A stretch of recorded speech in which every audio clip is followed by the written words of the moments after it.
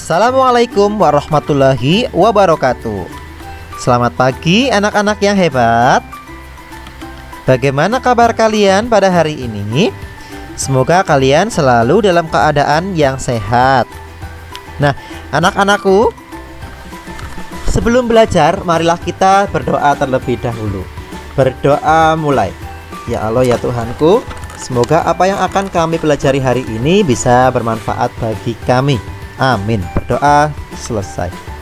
Nah, anak-anakku yang hebat, pada hari ini kita akan belajar mencari gagasan pokok dan gagasan pendukung dalam sebuah teks lisan.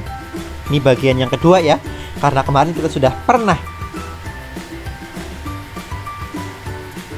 Permainan tradisional Indonesia mengajarkan kita banyak hal, antara lain kerjasama, kejujuran, dan kekompakan. Betul apa tidak? Iya, ya, betul. Ini permainan ya mengajarkan banyak hal, kerjasama, jujuran, kekompakan. Ya. Nah, itu semua ya sesuai dengan budaya bangsa kita. Ya, kerjasama atau gotong royong, yang pastinya sesuai dengan sila-sila dalam Pancasila. Nah, gagasan pokok dan gagasan pendukung dalam sebuah teks lisan itu bisa kita temukan dengan cara apa? Menyimak.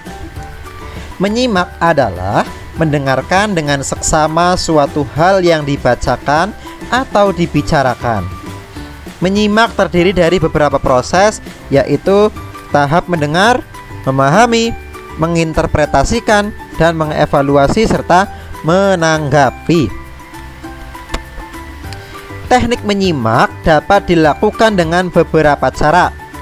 Yang pertama, menyimak ulang model ucapan. Ya, menyimak ulang model ucapan. Ya, kita membaca mendengarkan ya dari ucapan-ucapan orang. Mendengarkan dan memberikan reaksi. Nah, reaksi kita terhadap apa yang dibicarakan orang. Berarti kita menanggapi lewat reaksi bagaimana kita. Menyingkat atau merangkum isi dalam beberapa kalimat. Ya, setelah kita mendengar, kita menuliskan apa yang penting-penting dari teks yang dibicarakan. Yang keempat, menjawab pertanyaan-pertanyaan berupa apa, siapa, mengapa, di mana, dan bagaimana. Ya, kita membuat kata tanya sendiri. Apa sih yang dibicarakan? Siapa yang dibicarakan? Mengapa dibicarakan? Nah, kan nanti akan ketemu informasi yang penting.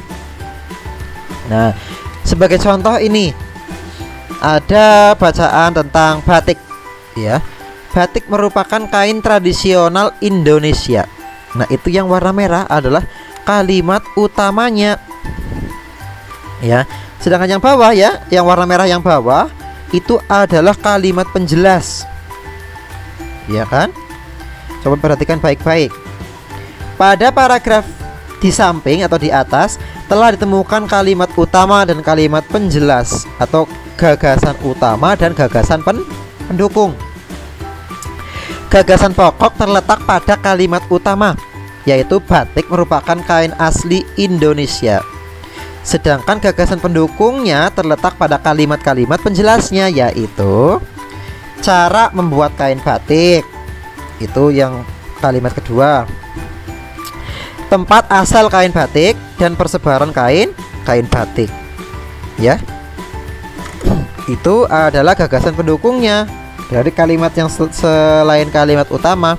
Nah, gagasan pokok dan gagasan pendukung itu bisa disajikan dalam sebuah peta pikiran. Ya, peta pikiran itu apa? Adalah cara menuangkan informasi yang diperoleh ke dalam bentuk diagram. Peta pikiran dapat memudahkan kita untuk mengingat isi dan informasi penting dalam suatu teks. Contohnya, nah ini ya. Nih, Indonesia memiliki berbagai bahasa daerah, misalnya bahasa Batak, bahasa Jawa, dan bahasa Sunda. Itu kalimat utamanya. Sedangkan yang lain adalah kalimat penjelas. Nah, gagasan pokok dan gagasan pendukungnya itu dapat dibuat dalam bentuk peta pikiran. Ya, agar sudah nemu, kalau sudah nemu kalimat utamanya, ya, ide pokoknya, gagasan pokoknya, dan kalimat penjelas atau gagasan pendukungnya kita buat dalam bentuk peta pikiran ini atau diagram, ya. Tadi gagasan pokoknya apa? Indonesia memiliki berbagai bahasa daerah, gitu kan? Ini yang tadi ya, Indonesia memiliki berbagai bahasa daerah. Terus pendukungnya apa? Ada bangsa Indonesia tetap menjaga persatuan dan kesatuan, ya. Ini ya tadi ya, ini yang tadi, bangsa Indonesia tetap menjaga persatuan dan kesatuan. Terus bahasa Indonesia mempersatukan bangsa Indonesia. Nah ini mana? Nah ini bahasa Indonesia dipersatukan oleh bahasa persatuan, yaitu bahasa Indonesia. Dan keragaman bahasa tidak memecahkan bangsa. Ini keragaman bahasa Indonesia tidak membuat bangsa Indonesia terpecah belah. Itu inti-intinya saja dibuat dalam bentuk diagram, ya. Nah, yang selanjutnya tentang pemantulan bunyi, ya. Pada pertemuan sebelumnya sudah belajar pemantulan bunyi, ya. Bunyi itu dipantulkan oleh benda-benda yang keras dan akan diserap oleh benda-benda yang empuk atau tidak keras, lembut, ya. Yang pertama ada bunyi pantul, ya, memperkuat bunyi asli. Contohnya ketika bernyanyi di kamar mandi. Nah, kamu kalau lagi mandi, mandi sambil bernyanyi, pasti kedengarannya seperti suaranya kok kedengaran lebih keras, ya, lebih keras, ya, lebih jelas, ya. Padahal itu adalah bunyi yang dipantulkan. Karena ruangannya sempit, makanya pemantulan bunyinya itu sangat cepat, ya, sampai di telinga kita lagi. Jadi kedengarannya keras, ya. Yang kedua, gema. Nah, ini yang sudah kita bahas juga kemarin, muncul setelah bunyi asli. Nah, contohnya itu di gua, ya, di gua. Aku, ya. Tapi kalau gema itu ya muncul setelah bunyi aslinya. Ya, berarti aku, nanti baru setelah berapa jeda baru aku itu. Kalau gaung terdengar bersamaan bunyi asli. Ini kalau di tempat yang luas, jarak yang jauh, ya. Contohnya di padang rumput yang luas, ya, itu ya. Di bukit, ya. Bilang halo, lo, gitu, ya. Nah, itu gema, gaung, dan bunyi pantul.